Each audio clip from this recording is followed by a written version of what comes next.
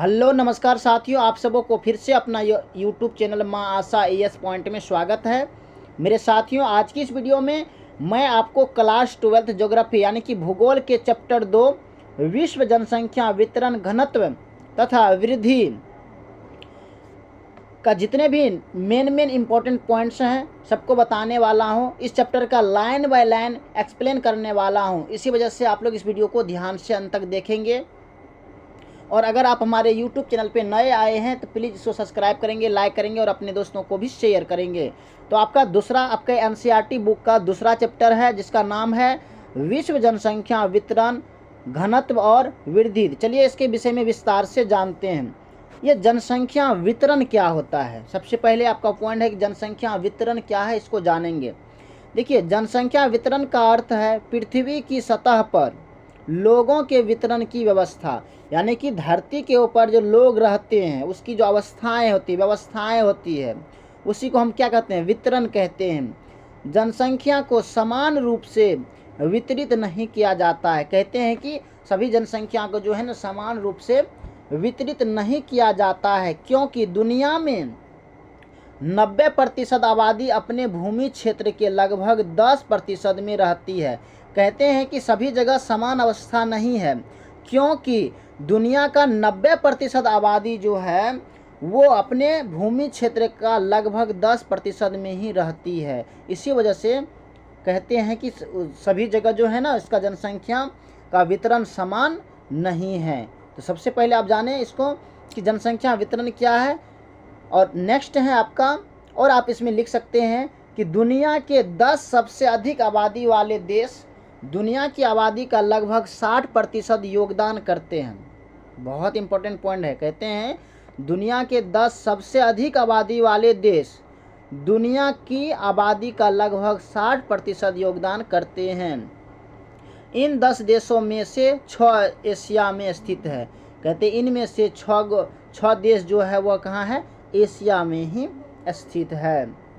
Next है जनसंख्या घनत्व। जनसंख्या घनत्व क्या है या किसे कहते हैं। देखिए, ये सारे पॉइंट आप नोट करेंगे और याद करेंगे। तो प्रति इकाई क्षेत्रफल पर निवास करने वाले व्यक्तियों की औसत संख्या को जनसंख्या कहते हैं। कहते हैं कि प्रति इकाई क्षेत्रफल पर निवास करने यानी कि रहने वाले व्यक्तियों की औसत संख्या को जनसंख्या घनत्व कहते हैं। इसका मतलब हुआ कि भूमि के आकार के लोगों की जनसंख्या के बीच का अनुपात है। कहते हैं इसका मतलब भूमि के आकार के लोगों की जनसंख्या के बीच का अनुपात होता है। यह आमतौर पर प्रति व्यक्ति जनसंख्या या क्षेत्रफल के घनत्व में मापा जाता है।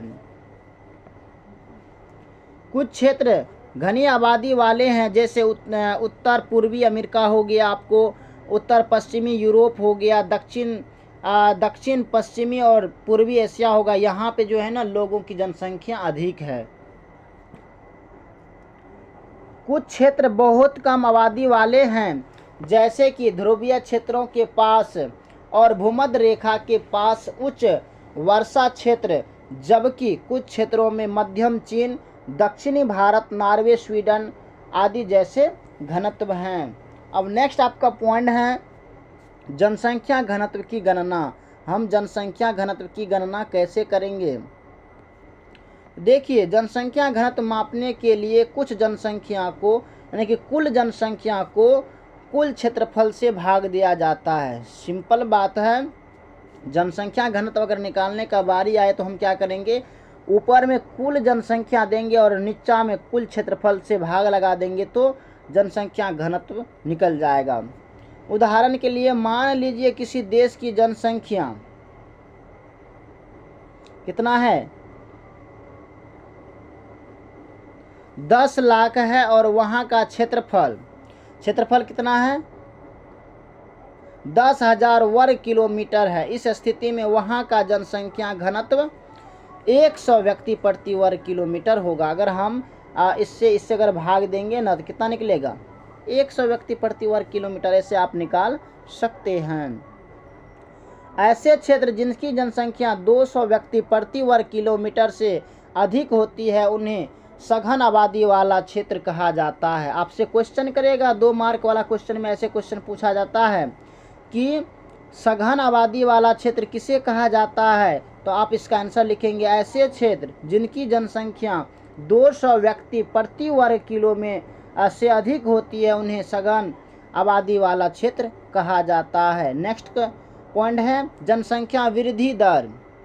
जनसंख्या वृद्धि दर किसे कहते हैं, तो लिखेंगे किसी क्षेत्र में निश्चित समयावधि में जनसंख्या में होने वाले परिवर्तन को जनसंख्या वृद्धि कहते हैं। कहते हैं कि किसी क्षेत्र में निश्चित समय अवधि में, यानी कि एक समय अवधि, कोई खास समय अवधि में जनसंख्या में होने वाले परिवर्तन को जनसंख्या वृद्धि कहते हैं। जब जनसंख्या परिवर्तन को प्रतिशत में व्यक्त किया है उसे जनसंख्या वृद्धि दर कहते हैं। कहते हैं कि जब उसको जनसंख्या परिवर्तन को प्रतिशत में अगर व्यक्त किया जाता है तो उसको हम क्या कहते हैं, जनसंख्या वृद्धि दर कहते हैं।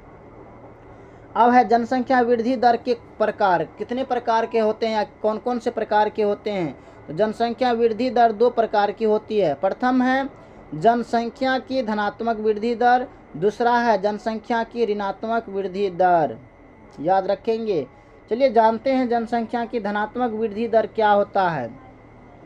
किन्हीं 2 समय अंतरालों के बीच एक जन्म दर मृत्यु दर से अधिक हो जाती है तब वह जनसंख्या की धनात्मक वृद्धि दर कहलाती है। कहते हैं कि किन्हीं 2 समय अंतरालों के बीच जब जन्म दर, यानी कि जन्म लिए हुए बच्चे, और मृत्यु दर से अधिक हो जाती है, यानी कि मृत्यु दर उस गांव का अगर मानते हैं कि 9 गो है और जन्म ले लिया 10 गो है ना, तब वह जनसंख्या की धनात्मक वृद्धि दर कहलाती है। यानी कि एक तो इसमें प्लस हुआ ना, तो ऐसे स्थिति को हम क्या कहते हैं, धनात्मक कहते हैं। अब है जनसंख्या की ऋणात्मक वृद्धि दर क्या है, तो किन्हीं 2 समय अंतरालों के बीच जब जन्म दर और मृत्यु दर से कम हो जाती है। जन्म दर जो है मृत्यु दर से, यानी कि अगर उस गांव में 10 व्यक्ति मरे और जन्मे हैं 9 गो, तो माइनस में 1 गया ना, तो ऐसे स्थिति को हम क्या कहते हैं, जनसंख्या की ऋणात्मक वृद्धि दर। नेक्स्ट है जनसंख्या की वास्तविक वृद्धि की गणना हम कैसे करेंगे। तो जनसंख्या की वास्तविक वृद्धि की गणना दिए गए सूत्र द्वारा की जा सकती है। जनसंख्या की वास्तविक वृद्धि बराबर होता है जन्म माइनस मृत्यु प्लस आप्रवास और उत्प्रवास। ये सूत्र पर आप इसको निकाल सकते हैं। नेक्स्ट है माल्थस सिद्धांत क्या है। तो देखिए माल्थस सिद्धांत 1893 के अनुसार लोगों की संख्या खाद्य आपूर्ति की अपेक्षा तेजी से बढ़ेगी। जनसंख्या में वृद्धि का परिणाम अकाल, बीमारी तथा युद्ध द्वारा उसमें अचानक गिरावट के रूप में सामने आएगा। इसके सिद्धांत के अनुसार से ये कहा गया है, माल्थस सिद्धांत के अनुसार लोगों की संख्या खाद्य आपूर्ति की अपेक्षा तेजी से बढ़ेगी। जनसंख्या में वृद्धि का परिणाम अकाल हो गया, बीमारी तथा युद्ध द्वारा उसमें अचानक गिरावट के रूप में सामने आएगा। इन्होंने कहा है कि खाद्य के द्वारा जो उत्पन्न सब कुछ करते हैं वो आपूर्ति की अपेक्षा तेजी से तो बढ़ेगी, लेकिन कभी कभी अगर अकाल पड़ गया, बीमारी तथा युद्ध, ऐसा अगर संभावना, अगर युद्ध होने का भी संभावना होगा तो उसमें भी बहुत गिरावट आएगा। अब है जनसंख्या वितरण को प्रभावित करने वाले कारक। देखिए ऐसे क्वेश्चन आपको 5 मार्क में पूछा जाएगा। आपको कह देगा जनसंख्या वितरण को प्रभावित करने वाले कारकों का सप्रसंग व्याख्या करें या कौन कौन से कारण हैं लिखें। तो ऐसे ऐसे क्वेश्चन आपको 5 मार्क में पूछा जाएगा, तो इसलिए आप इसको ध्यान से देखेंगे कि जनसंख्या वितरण को प्रभावित करने वाले कारक कौन कौन से हैं। जनसंख्या वितरण 3 कारकों अर्थात भौगोलिक कारक, आर्थिक कारक और सामाजिक और सांस्कृतिक कारकों से प्रभावित होती है। तो देखिए प्राकृतिक कारक, अब सबसे पहले जानेंगे प्राकृतिक कारक कौन कौन सा है। तो प्राकृतिक कारक में आपको आ गया उच्चावच और जलवायु। चलिए सबसे पहले जानते हैं उच्चावच। ये पर्वतीय हो गया, पठारी और उभड़ खाबड़ प्रदेशों में कम लोग रहते हैं, जबकि मैदानी क्षेत्रों में लोगों का निवास अधिक होता है, क्योंकि इन क्षेत्रों में भूमि उर्वरा होती है और कृषि की जाती है। यही कारण है कि नदी घाटियों जैसे गंगा हो गया, ब्रह्मपुत्र हो गया, होंग हो आदि की घाटियों अधिक घनी आबादी है। देखिए अधिक घनी आबादी का कारण क्या है? इसका कारण है उच्चावच, यानी कि देखिए पर्वतीय हो गया और पठारी तथा उबड़ खाबड़ प्रदेशों में कम लोग रहते हैं। ये तो स्वाभाविक है कि कोई पहाड़ पे तो रहेगा नहीं, क्योंकि उबड़ खाबड़ जहाँ स्थान रहेगा वहाँ तो लोग घर बना के रहेगा कहाँ? समतल में रहेगा, समतल मैदानी भागों में रहेगा।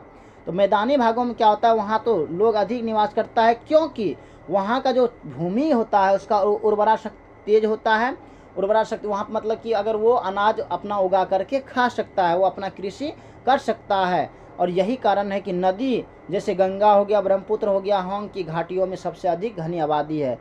क्यों नहीं रहेगा? क्योंकि वहाँ तो खाने पीने का पानी भी उसको मिल ही जाएगा और खाने के लिए खेती करिए लेगा, तो उसको और किस चीज़ की ज़रूरत है। अब है जलवायु के विषय में जानेंगे। तो देखिए जलवायु जो है ना, अत्यधिक गर्म या अत्यधिक ठंडे भागों में कम जनसंख्या निवास करती है। ये बात तो सही है कि अगर कहीं पे अगर अधिक गर्मी लग रहा है और कहीं पे अधिक ठंडी लग रहा है तो वहाँ पे लोग रहेगा नहीं रहेगा, बिल्कुल नहीं रहेगा। ये विरल जनसंख्या वाले क्षेत्र है जिसमें मरुस्थल व पहाड़ी क्षेत्र मानसूनी प्रदेशों में अधिक जनसंख्या निवास करती है, जैसे एशिया में। और मानसूनी प्रदेशों में अधिक जनसंख्या निवास करती है, जैसे एशिया के देश में हो गया। अब तीसरा है आपका पॉइंट मृदा। मृदा भी बहुत इंपॉर्टेंट है, जनसंख्या घनत्व को प्रभावित करने वाला। देखिए जनसंख्या के वितरण पर मृदा की उर्वरा शक्ति का बहुत प्रभाव पड़ता है। उपजाऊ मिट्टी वाले क्षेत्रों में खाद्यान्न तथा अन्य फसलें अधिक पैदा की जाती है तथा प्रति हेक्टेयर उपज अधिक होती है। बात सही है। इसलिए नदी घाटियों की उपजाऊ मिट्टी वाले क्षेत्र अधिक घने बसे हैं। इसमें कहते हैं कि मृदा जनसंख्या वितरण को प्रभावित करने में मृदा का भी बहुत महत्वपूर्ण योगदान है, क्योंकि उपजाऊ मिट्टी वाले क्षेत्रों में खाद्यान्न जो खाने पीने के जो सामग्री उपजाते हैं तथा अन्य फसलें अधिक पैदा की जाती हैं तथा प्रति हेक्टेयर उपज अधिक होती है, और इसलिए नदी घाटियों की उपजाऊ मिट्टी वाले क्षेत्र अधिक घने बसे हैं। अब नेक्स्ट है आपका जल की उपलब्धता। बहुत ज़रूरी है, अगर जल नहीं रहेगा तो फिर जीवन कहाँ से रहेगा। लोग उन क्षेत्रों में बसने को प्राथमिकता देते हैं जहां जल आसानी से उपलब्ध होता है। यही कारण है कि नदी घाटियां विश्व के सर्वाधिक सघन बसे हुए हैं। कहते यही कारण है कि नदी के क्षेत्र में अधिक से अधिक जनसंख्या बसा हुआ है। अब नेक्स्ट पॉइंट है आपका वनस्पति। वनस्पति का भी बहुत बड़ा योगदान है। तो अधिक घने वनों के कारण भी जनसंख्या अधिक नहीं पाई जाती है, लेकिन कोनधारी वनों की आर्थिक उपयोगिता अधिक है, इसलिए लोग उन्हें काटने के लिए वहाँ बसते हैं। अब कहीं पे वन है, वहाँ पे लकड़ी रंग बिरंगी लकड़ियों का है, तो वहाँ से लोग क्या करते हैं, उसको काट करके अपना रोजी रोटी भी चलाते हैं। अगर अधिक क्षेत्रों में, कई क्षेत्रों में वहाँ पे विशेष रूप से अगर फैला हुआ है वन, तो वहाँ लोग जाकर बस जाते हैं इस उम्मीद में, ताकि इसके लकड़ी को काट काट करके अपना जीवन यापन करेंगे। अब दूसरा कारक में आपको हो गया आर्थिक कारक। पहले हमने भौतिक कारक पढ़े, अब हम क्या पढ़ेंगे, आर्थिक कारक। आर्थिक कारक में आपको आ गया परिवहन का विकास। तो देखिए परिवहन के साधनों के विकास से लोग दूर के क्षेत्रों से परिवहन के बेहतर साधन से जुड़ जाते हैं। विश्व के सभी परिवहन साधनों से जुड़े क्षेत्र सघन आबाद होता है। देखिए परिवहन का मतलब ये हुआ कि कोई भी चीज़ को एक जगह से दूसरे जगह ले जाना और लाना। अगर इसमें अगर जाने आने वाला अगर रोड अच्छा नहीं होगा तो फिर वहाँ तो बहुत कम ही सामान पहुँचेगा। तो इसी वजह से लोग वहाँ बसते हैं जहाँ पे जाने आने का रास्ता पूरा अच्छा हो और बहुत कम समय में लोग एक सामान को दूसरे जगह ले जाए मतलब वहाँ भी ले जा करके व्यापार करे। तो वही है। दूसरा है नगरीकरण और औद्योगिक क्षेत्रों में उद्योगों और नगरीय केंद्रों की वृद्धि एक उच्च जनसंख्या घनत्व को आकर्षित करती है। अब बताइए ऑटोमेटिक है, जहाँ फैक्ट्रियाँ लगेगी तो वहाँ उसके आसपास लोग तो ज़रूर बसेंगे, क्योंकि उसको रोजी रोटी मिलेगा, फैक्ट्रियों से कहीं जाना नहीं पड़ेगा। अब है खनिज निक्षेपों से युक्त क्षेत्र आर्थिक रूप से लोगों को आकर्षित करते हैं। अब जहाँ पे खनिज खानों है, जैसे कि सोने का, कहीं हीरे का, कहीं कोयला का खान है, वहाँ भी लोग जाकर बसते हैं, क्योंकि वहाँ से उसको बहुत नज़दीक पड़ेगा और वहाँ से खानों में काम करेगा और अपने यहाँ रहेगा। चाहे जैसे कि लोहा कहीं से निकलता है, कहीं से पेट्रोलियम कुछ भी हो, तो वहाँ पे फिर लोग जाकर के बसने लगते हैं, ताकि उसको जो है ना आसानी से उसका रोजगार चल सके। अब जानेंगे धार्मिक एवं सांस्कृतिक कारक, ये भी बहुत इम्पोर्टेंट है। अब देखे होंगे कि आपको एक एक कास्ट का लोग अपना टोला बसा लेते हैं कि ये ये यादव है तो ये पासवान है, ये मंडल है, इस टाइप से बोलते हैं ना। और उसको देख देख करके भी लोग वहाँ जा कर के बसते हैं कि अपना कास्ट का है, कोई दिक्कत नहीं होगा, ऐसे भी सोचते हैं। अब जैसे कोई कहीं मुस्लिम टोला है तो वहाँ पे हिंदू जल्दी रहना नहीं चाहेगा, वहाँ पे मुस्लिम अधिक से अधिक रहना चाहेंगे। अब हिंदू टोला है तो फिर वहाँ पे मुस्लिम जल्दी रहना नहीं चाहेंगे। तो ये सब करके भी बहुत आकर मतलब व्यक्ति मतलब उसके क्या होता है, मतलब अपने जात को भी दे करके बसने का उसका इच्छा होता है कि यहाँ भी बस जाएं। तो वही है, इसमें आपको धार्मिक कारक में आ गया। धार्मिक कारकों से लोग अपने देश छोड़ने को मजबूर हो जाते हैं। दूसरे विश्व युद्ध के दौरान यहूदियों को यूरोप छोड़कर रेगिस्तान क्षेत्र में नया देश इजराइल बसाना पड़ा था। इसी प्रकार दक्षिण अफ्रीका में रंगभेद नीति के कारण जनसंख्या का वितरण प्रभावित हुआ। अब है राजनीतिक कारण। राजनीतिक कारण में हो गया किसी देश में गृह युद्ध, अशांति आदि के कारण भी जनसंख्या वितरण पर प्रभाव पड़ता है। उदाहरण के लिए फारस की खाड़ी का युद्ध और श्रीलंका में जातीय संघर्ष आदि के कारण जनसंख्या का पलायन हुआ। वही है ना, अगर एक जाति का लोग वहाँ दूसरे जाति के लोग आ जाता तो फिर बसना नहीं चाहता है, जिससे क्या होता है राजनीतिक मतलब उसका इफेक्ट पड़ता है, राजनीतिक कारक का भी इफेक्ट पड़ता है जनसंख्या के घनत्व पर। अब चलिए जानते हैं जनसंख्या परिवर्तन के कितने घटक होते हैं, उसके विषय में जानेंगे। तो जनसंख्या परिवर्तन के प्रमुख 3 घटक हैं। प्रथम हो गया जन्म दर, दूसरा हो गया मृत्यु दर और तीसरा आपको हो गया प्रवास। बहुत इंपॉर्टेंट क्वेश्चन है, कई बार पूछा गया है, इसलिए इसमें आप VVI लगा करके याद करेंगे। तो चलिए सबसे पहले जानते हैं कि जन्म दर क्या है या किसे कहते हैं। देखिए, अशोधित जन्म दर को प्रति 1000 स्त्रियों द्वारा जन्म दिए गए जीवित बच्चों के रूप में व्यक्त किया जाता है। यानी कि जन्म दर का मतलब होगा कि प्रति 1000 स्त्रियों के द्वारा जो बच्चे को जन्म दिया जाता है उसको हम जन्म दर कहते हैं। इसके उच्च होने या निम्न होने का जनसंख्या परिवर्तन से सीधा संबंध होता कि नहीं होता है। अगर ज़्यादा हो गया तो प्लस में जाएगा और कम हो गया तो फिर नेगेटिव जाएगा कि नहीं जाएगा, ऋणात्मक में जाएगा। तो इससे भी जनसंख्या पर बहुत फर्क पड़ता है। दूसरा हो गया आपको मृत्यु दर। मृत्यु भी जनसंख्या परिवर्तन में सक्रिय भूमिका निभाती है। जनसंख्या वृद्धि केवल बढ़ती जन्म दर से ही नहीं अपितु घटती मृत्यु दर से भी होती है। देखिए, मृत्यु दर किसे कहते हैं, प्रति 1000 व्यक्तियों में जो मरने वालों की संख्या होता है उसको हम मृत्यु दर कहते हैं। यानी कि 1000 व्यक्ति में जितना व्यक्ति मरते हैं उसको हम क्या करते हैं, मृत्यु दर कहते हैं। अब हो गया आपको प्रवास। प्रवास क्या है, इसको समझना बहुत जरूरी है। देखिए, प्रवास के द्वारा जनसंख्या के आकार में परिवर्तन होता है। प्रवास का मतलब है कि अगर आप यहाँ बस रहे थे और किसी न किसी कारणवश से आपको पंजाब, दिल्ली, हरियाणा, लुधियाना कहीं जाना पड़ा, यानी कि अपने निवास स्थान को छोड़ करके जाना पड़ा, उसी को हम क्या कहते हैं, प्रवास कहते हैं। और आप जहाँ जा करके बसेंगे वहाँ का लोग आपको प्रवासी कहेंगे, समझे। तो वही है, प्रवास के द्वारा जनसंख्या के आकार में परिवर्तन भी होता है। अब बताइए, यहाँ पे अगर 100 व्यक्ति था और इनमें से 10 व्यक्ति चला गया पंजाब, तो यहाँ पे फिर क्या होगा, घटेगा कि नहीं होगा, घटेगा। ये इफेक्ट पड़ा जनसंख्या घनत्व पर, क्योंकि यहाँ 90 ही बचा। और मानते हैं अगर पंजाब में 100 व्यक्ति था और इधर से 10 व्यक्ति चला गया तो 10 ऐड हो गया ना, अब यहाँ की जनसंख्या कितनी हो गया, 110 हो गया। तो यही है, वही कहते हैं गंतव्य स्थान पर कहते हैं कि प्रवास के द्वारा जनसंख्या के आकार में परिवर्तन होता है। इसके अंतर्गत उद्गम स्थान को छोड़कर जाना व गंतव्य स्थान पर आकर बसना दोनों सम्मिलित है। प्रवास अस्थायी व मौसमी दोनों प्रकार का हो सकता है। यह जनसंख्या परिवर्तन में योगदान करता है। कहते हैं ये प्रवास जो है ना 2 प्रकार का हो सकता है, जैसे स्थानीय भी हो सकता है और मौसमी भी हो सकता है। कभी कभी क्या होता है, मौसम जैसे लोग हिमाचल प्रदेश वगैरह में रहते हैं, जम्मू कश्मीर में, तो वहाँ हिम के डर से लोग क्या करते हैं, कभी कभी इधर बिहार, पंजाब इधर चले आते हैं बसने के लिए। और जैसे ही फिर गर्मी शुरू हुआ फिर वो लोग फिर चले जाते हैं। तो ये आपको हो गया मौसमी। और कभी कभी क्या होता है, किसी कारणवश लोग जो है ना अपने गाँव को छोड़ करके शहर में चले जाते हैं, इसको हम क्या कहेंगे, अस्थायी या अस्थायी ऐसे। तो वही है, यह जनसंख्या परिवर्तन में योगदान देता है। उसके बाद हो गया प्रवास के कारण। प्रवास के कौन कौन से कारण हैं? तो प्रवास के अपकर्ष, देखिए दो कारण हैं या दो कारक भी आप कह सकते हैं। प्रवास के दो कारक है, एक है अपकर्ष कारक, दूसरा है प्रतिकर्ष कारक। बहुत इंपॉर्टेंट है, कई बार क्वेश्चन पूछा गया है कि अपकर्ष कारक किसे कहते हैं और प्रतिकर्ष कारक किसे कहते हैं।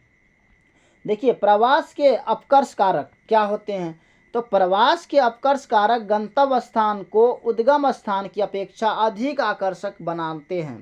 कहते हैं कि ये अपकर्ष का मतलब ये हो गया कि अपकर्ष के गंतव्य स्थान को उद्गम स्थान की अपेक्षा अधिक आकर्षक मानते हैं। यानी इसका मतलब ये हो कि आप जहाँ पे रह रहे थे और किसी न किसी कारणवश आप जो है ना किसी चीज़ को देख करके वहाँ जाने के लिए चाहे, जैसे कि मार्केट में कोई सामान अच्छा था या वहाँ पे रहने की सुविधा अच्छा होता है, तो हम क्या करते हैं, हम उसको देख करके यहाँ से जाने को सोचते हैं। जैसे गांव में पढ़ाई लिखाई का मतलब ऐसे ज़्यादा ट्यूशन नहीं होता है, तो बच्चे सोचते हैं कि बाज़ार में जाकर के रहा जाए, क्योंकि वहाँ सारा फैसिलिटी है, वहाँ पे कोचिंग वगैरह बहुत सारा है ना, ऑल टू ऑल सब्जेक्ट का पढ़ाई होता है। लेकिन गांव से यहाँ से हमको जाना मतलब बहुत दूर पड़ता है, हम जा नहीं सकते हैं। तो क्या करते हैं, कितने फैमिली क्या करते हैं, यहाँ से फिर चले जाते हैं बाज़ार और वहीं पर अपने बच्चे को पढ़ाते लिखाते हैं और वहीं रहना शुरू कर देते हैं।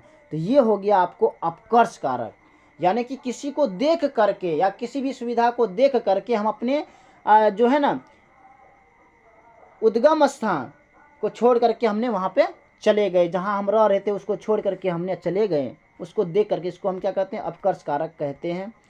ये कारक निम्न है, जैसे काम के बेहतर अवसर। अब क्या होता है, कभी कभी आपको बाज़ार में अच्छा काम मिल जाता है तो बोलते हैं ना हम घर क्यों आएंगे, वहीं पर रह जाते हैं। तो ही हो गया काम के बेहतर कार्य अवसर, हो गया रहन सहन की अच्छी दिशाएं। कभी कभी क्या होता है, लोग कहते हो गांव देहात में रहने की उतना मतलब अच्छी व्यवस्थाएं नहीं होते हैं, सब दूसरे किस्म से रहता है, हमको मतलब बाज़ार में रहना चाहिए, वहाँ पूरा साफ़ सफेदी इस टाइप से होता है ना। तो लोग क्या करते हैं, उसके भी मतलब ऐसे भी थिंकिंग से चले जाते हैं। उसके बाद शांति व स्थायित्व, कितना लोग होता है हो गाँव देहात में बहुत सारा शोर शराबा होता है, या बाज़ार के लोग भी सोचते होंगे कि यहाँ पे फैक्ट्रियाँ वगैरह बहुत लगी हुई है, बहुत ज़्यादा शोर शराबा होता है, इसलिए हम चले जाते हैं गांव ही, वहीं पे रहेंगे। तो ये भी हो सकता है। तो ये सारा जो है ना, ये अपकर्ष कारक के उदाहरण हैं। अनुकूल जलवायु हो गया, जीवन व संपत्ति की सुरक्षा हो गया, ये सब क्या है, ये सब अपकर्ष कारक है। देखिए मोटे तौर से जानिए कि अपकर्ष कारक उसे कहेंगे कि हम अपने जहाँ पे बस रहे हैं उसको छोड़ करके हम किसी चीज़ के लोभ या कोई कारणवश हम किसी चीज़ को देख करके, कोई भी सुविधा को देख करके वहाँ जाने के लिए सोचते हैं और वहीं पर बस करके रहते हैं, उसको हम अपकर्ष कारक कहते हैं। अब नेक्स्ट है प्रवास के प्रतिकर्ष कारक। इसको भी समझना बहुत जरूरी है। इसका मतलब ये है, देखिए प्रकाश के प्रतिकर्ष कारक उद्गम स्थान को उदासीन स्थल बनाते हैं। इन कारणों की वजह से लोग इस स्थान को छोड़कर चले जाते। देखिए प्रतिकर्ष का मतलब हो गया किसी के प्रति, नहीं बोलते हम तुम्हारे कारण यहाँ से छोड़कर दूसरे जगह जा रहे हैं। इसका मतलब ये है कि अगर किसी को गांव देहात में बहुत दिक्कत हो रहा है तो वो क्या करेंगे, उस गांव को छोड़ करके, जैसे कि अगर गांव देहात में लड़ाई झगड़ा होते रहते तो लोग क्या करते, बहुत सारा लोग इसको छोड़, बोलते हो यहाँ बहुत सारा लड़ाई झगड़ा होता है, हम इसको छोड़ करके यहाँ नहीं रहेंगे, हम बाजार चले जाएंगे। तो ऐसे ऐसे मतलब ऐसे प्रवासी को हम क्या करते हैं, प्रतिकर्ष कारक कहते हैं। यानी कि कहते हैं ना किसी के प्रति हम छोड़ करके जा रहे हैं, किसी के कारण ऐसे हमको यहाँ नहीं रहना है, तो वही है। तो इसके मुख्य कारण देखिए, इसमें क्या होता है, लोग अपने जहाँ रहते हैं उस निवास स्थान को छोड़ करके चले जाते हैं। इसके मुख्य कारण में को हो जाएगा आपको रहन सहन की निम्न दशाएं, यानी कि रहने की अच्छा व्यवस्था नहीं होती है, राजनीतिक परिस्थितियाँ हो गया, प्रतिकूल जलवायु, उसके बाद प्राकृतिक विपदाएं होते हैं, महामारियां होते हैं, आर्थिक पिछड़ापन होते हैं। अब प्राकृतिक में देखिए जहाँ पे आप रह रहे हैं, अगर हो सकता है अगर आप नदी तट पे रह रहे हैं तो यहाँ प्रत्येक साल बाढ़ आता, तो आप क्या करते हैं, बाढ़ के डर से फिर वहाँ से छोड़ करके आप दूसरा जगह चले जाते हैं। तो ऐसे ऐसे प्रवासी को हम प्रतिकर्ष कारक कहेंगे। अब नेक्स्ट है जनसंख्या वृद्धि से उत्पन्न समस्याएं। कौन कौन से समस्या होता है, तो जन संसाधनों पर अत्यधिक भार होता है।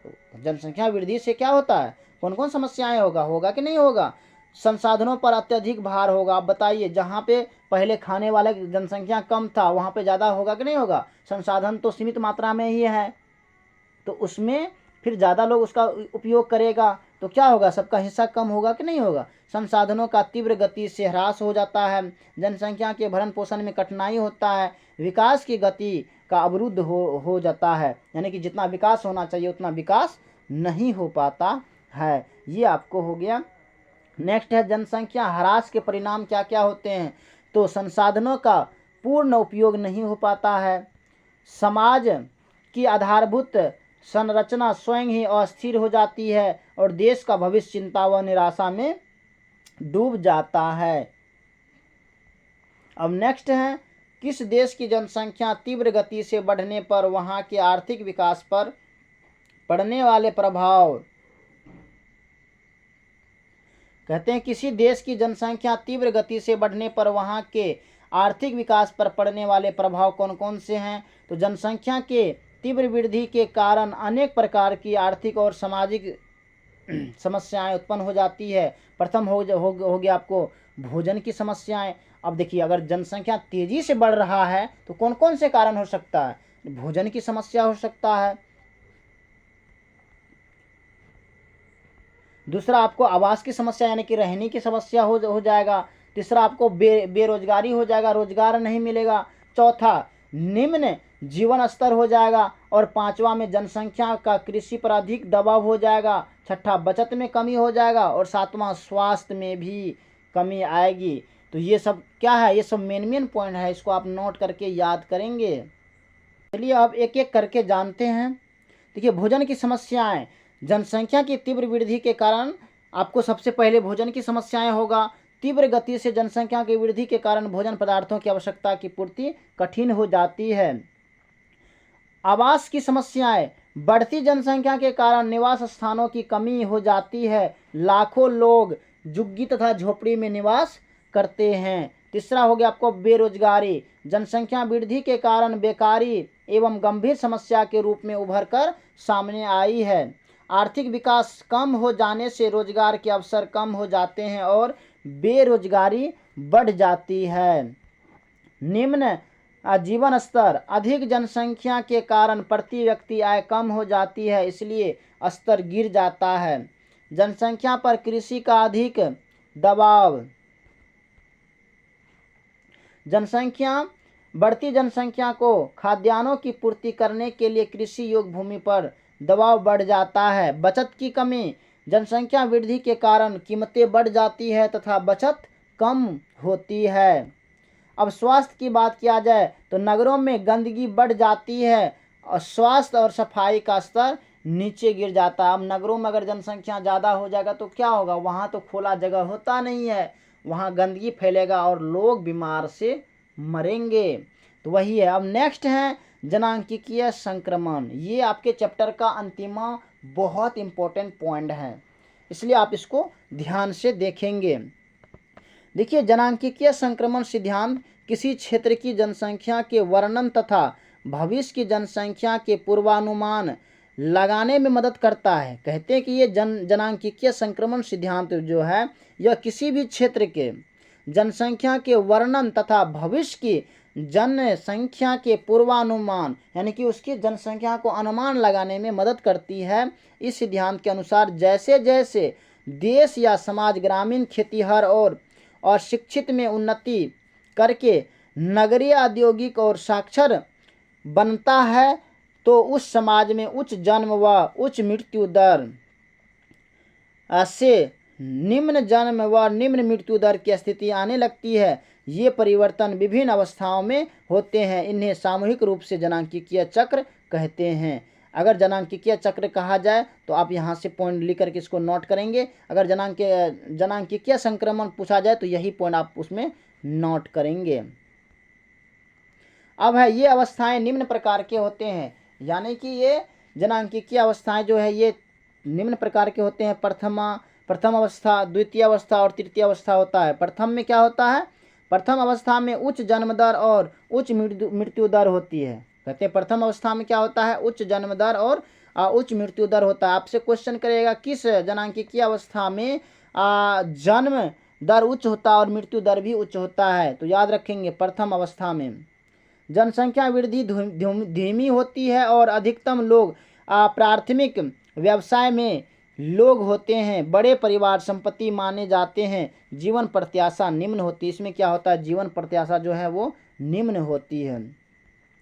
अब दूसरा अवस्था में क्या क्या है, तो इस अवस्था में आरंभ में उच्च जन्म दर बनी रहती है किंतु समय के साथ घटती है। इस अवस्था में मृत्यु दर घट जाती है। जन्म दर व मृत्यु दर में अंतर के कारण जनसंख्या तेजी से बढ़ती है, बाद में घटने लगती है। नेक्स्ट है आपका तृतीय अवस्था। इस अवस्था में जन्म दर और मृत्यु दर बहुत कम हो जाती है। तृतीय अवस्था में क्या होता है, जन्म दर और यानी कि जन्म लेने वाले और मरने वाले की बहुत कम हो जाती है। जनसंख्या लगभग संतुलन की स्थिति होती है। जनसंख्या या तो स्थिर हो जाती है अथवा बहुत कम वृद्धि होती है। इस अवस्था में जनसंख्या शिक्षित हो जाती है तथा तकनीकी ज्ञान के द्वारा विचारपूर्वक परिवार के आकार को नियंत्रित करती है। अब जानेंगे जनांकीय संक्रमण सिद्धांत का उपयोग। तो जनांकीय संक्रमण सिद्धांत का उपयोग किसी क्षेत्र की जनसंख्या का वर्णन तथा भविष्य की जनसंख्या के पूर्वानुमान के लिए किया जाता है।